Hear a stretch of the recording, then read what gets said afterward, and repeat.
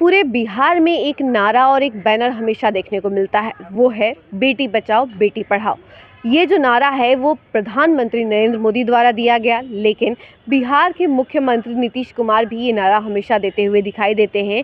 बेटियों को आगे बढ़ाने की बात करते हुए दिखाई देते हैं। लाडली योजना और कई तरह के योजनाओं के बारे में वो कहते हुए दिखते हैं, महिला सशक्तिकरण के बारे में कहते हुए दिखते हैं। लेकिन ये कैसे बेटी बचाओ बेटी पढ़ाओ के नारे लगाते हैं कि कुछ होता ही नहीं है। हर दूसरे दिन एक ना एक केस देखने को मिल जाता है दहेज प्रथा को लेकर। हर दूसरे स्टेट में दहेज प्रथा जो है वो पूरी तरीके से एबॉलिश्ड है, लेकिन बिहार में अभी भी दहेज प्रथा उसी तरीके से है। आपको बता दें कि बिहार में लड़कों पे रेट लगाए जाते हैं दहेज के लिए। जी हाँ, क्लर्क हो तो इतना मिलेगा, बीपीएससी रैंक के हो तो इतना मिलेगा, अगर आप पीओ हो तो आपको इतना मिलेगा। ये क्या है? क्या इसकी वजह से क्या लड़कों को बेचा जा रहा है या लड़कियों को खरीदा जा रहा है? किस तरीके का ये प्रथा है? क्या बिहार सरकार जो नीतीश कुमार हैं वो अभी तक उनको समझ में नहीं आया है कि उनके किसी भी नारे का कोई असर नहीं हो रहा है बिहार में? क्या उनको सिर्फ कुर्सी बचाने में का फिक्र है कि कुर्सी कैसे भी बच जाए, मुख्यमंत्री वो बने रहें? नमस्कार, मैं हूँ सान्यराज पांडे और आप देख रहे हैं बिहार संवाददाता। जिस तरीके से हमेशा दहेज प्रथा को लेकर एक न एक बेटी मारी जाती है, ये हमेशा वैसे नारे लगाते हुए दिखते हैं कि बेटी बचाओ बेटी पढ़ाओ, बेटी को बचाया जाए बेटी को पढ़ाया जाए। लेकिन ना तो बिहार में बच्चियां पढ़ पा रही हैं और ना ही बेटी बच पा रही है। जी हाँ, बच्चियों को पढ़ाई के बारे में अगर बात की जाए तो कई बच्चियां ऐसी हैं जिनकी शादी जो है वो 18 साल से पहले ही हो जाती है, बच्ची पढ़ ही नहीं पाती है।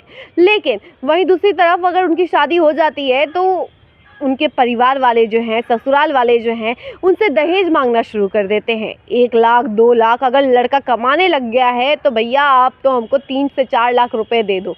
अगर नॉर्मल काम भी कर रहा हो, मजदूरी भी कर रहा हो, तो उनका भी डिमांड रहता है कि हमें 3 लाख तो चाहिए ही चाहिए। अगर नहीं मिला तो हम आपकी बेटी को मार देंगे। सीधी सी बात है, क्योंकि अगर दहेज नहीं मिलता है तो ससुराल वाले बेटियों पे प्रहार कर देते हैं। जी हाँ, उनका गला दबाकर हत्या कर देते हैं, कभी उनको जला देते हैं।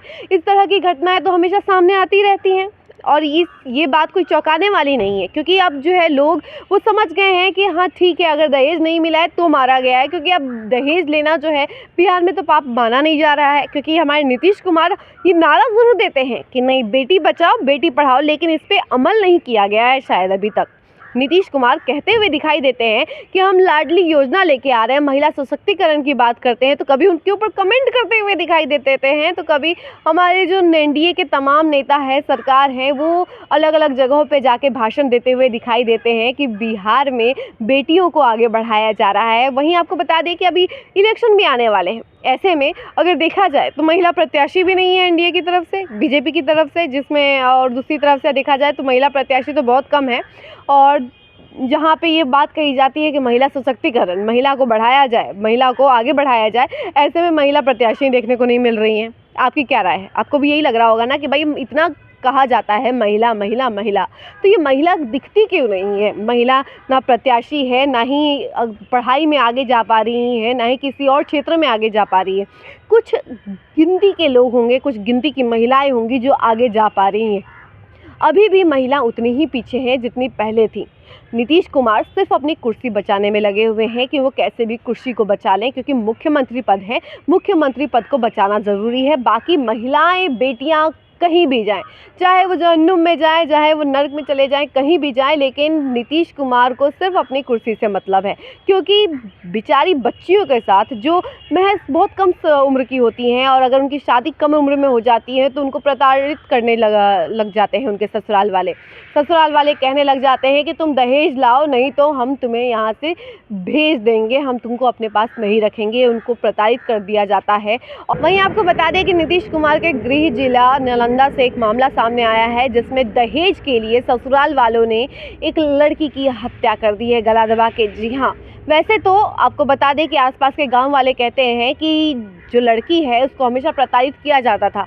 ये जो लड़की है उसने पहले शंकर कुमार के नाम के एक लड़के से प्रेम प्रसंग करके शादी रचाया। उसके बाद 1 साल तक सब कुछ ठीक था, लेकिन 1 साल बाद से लड़का जो है वो अंजलि कुमारी जिसकी हत्या हुई है उसको मारना पीटना शुरू कर दिया, उसको प्रताड़ित करना शुरू कर दिया। उसके बाद उसके घर वाले भी जो थे, उनके ससुराल वाले, वो भी लगातार उसके ऊपर जो है हार्म पहुंचाना शुरू कर दिया, उसको परेशान करना शुरू कर दिया कि तुम दहेज लेकर आओ। 2 लाख रुपए और बाकी के सामान जो है वो सब मंगवाया जा रहा था उसके थ्रू, लेकिन लड़की जो है वो नहीं ला पा रही थी। वो गरीब घर से बिलोंग करती थी, जिसके कारण जो है उसके ससुराल वालों ने, वहीं आपको बता दें कि जब लड़की पैसे नहीं ला पाई तो ससुराल वालों ने उसको मानसिक तनाव देना शुरू कर दिया, उसको परेशान करना शुरू कर दिया। वहीं आपको बता दें कि लड़की पैसा नहीं ला पाई तो कुछ दिनों बाद उसके ससुराल वालों ने उसका गला दबाकर हत्या कर दिया। जी हाँ, क्योंकि वो बस 2 लाख रुपए नहीं लेकर आ पाई। क्या ऐसा करना सही है? ग्रामीणों ने कहा कि ये जो घटना है, इस घटने की जानकारी जो है उस लड़की के घर वालों तक को नहीं दी गई, ताकि उसके घर वाले जो है केस कर देंगे। ये बात जानकर गांव वालों ने कैसे भी करके उसके घर वालों को इन्फॉर्मेशन दी कि उसकी बेटी की हत्या कर दी गई है महज 2 लाख रुपए के लिए। 2 लाख रुपए नहीं दे पाई उसकी बेटी, इसलिए उसकी हत्या कर दी गई। ऐसे में एक मूवी आई हुई थी, जी हाँ, एक मूवी थी अक्षय कुमार की, बंधन नाम की, जिसमें उसने ऐसा ही कुछ स्टोरी दिखाया गया है कि बेटी जो है वो किस तरीके से मानसिक तनाव झेलती है ससुराल में जाने के बाद दहेज के लिए। दहेज में फ्रिज चाहिए रहता है, किसी को टीवी चाहिए रहता है, किसी को गाड़ी चाहिए रहता है, क्योंकि बेटा कमाने वाला है। अगर नहीं दे पाई तो भाई बेटी की तो ज़िंदगी जहन्नुम बन जाती है, क्योंकि उसको मानसिक तनाव देना शुरू कर देते हैं, उसको परेशान करना शुरू कर देते हैं, उसको मारना पीटना शुरू कर देते हैं। या तो लड़की खुदकुशी कर लेती है, या तो फिर ससुराल वाले ही उसे मार देते हैं। लड़की बेचारी करे भी तो करे क्या, क्योंकि ऐसे में जो घटना है ये प्रेम प्रसंग की है। प्रेम प्रसंग करके लड़की जाती है, उसको घर से भी उतना सपोर्ट नहीं मिल पाता है। ऐसे में 1 साल बाद से इस तरीके की घटनाएं होने लग जाती है उसके साथ, तो वो कर भी नहीं पाती है कुछ, और ससुराल वाले उसका फ़ायदा उठाते हैं। ससुराल वाले उसको मारना पीटना शुरू कर देते हैं, उसकी जान ले लेते हैं।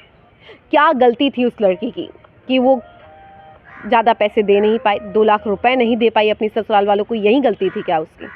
क्या इसके लिए उसकी जान लेना जायज़ था?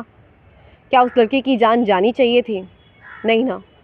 लेकिन हमारी बिहार सरकार अभी भी बिल्कुल इसको लेकर अचंभित नहीं है, क्योंकि वो जानती है कि ऐसी चीज़ें होती रहती हैं बिहार में। बिहार में दहेज प्रथा चलता है, और दहेज तो हम लेंगे और दहेज तो हम देंगे। भाई ये चीज़ कथित है, क्योंकि इसको कहीं से कहीं तक हटाया नहीं जा सकता है। कुछ भी हो जाए, लेकिन फिर भी दहेज हम लेंगे, दहेज हम देंगे। और लड़की जो है वो भले कुछ भी हो, कितनी भी पढ़ी लिखी हो, लेकिन दहेज के लिए हम उसको परेशान करेंगे। ये है बिहार की गाथा। जी हाँ, बिहार में भले इतने डेवलपमेंट हो रहा है, लेकिन कुछ नहीं हो सकता है। नीतीश सरकार अभी भी वहीं की वहीं है। हमारी खबर आपको कैसी लगी कमेंट सेक्शन में ज़रूर बताइएगा, अपनी राय ज़रूर दीजिएगा कि आपका क्या राय है इस पूरे सिचुएशन को लेकर। क्या ये दहेज प्रथा जो है ये ख़त्म होना चाहिए या नहीं, ये पूरी तरीके से बंद होना चाहिए या नहीं? ऐसी ही तमाम खबरों के लिए बने रहिए हमारे साथ और देखते रहिए बिहार संवाददाता। धन्यवाद।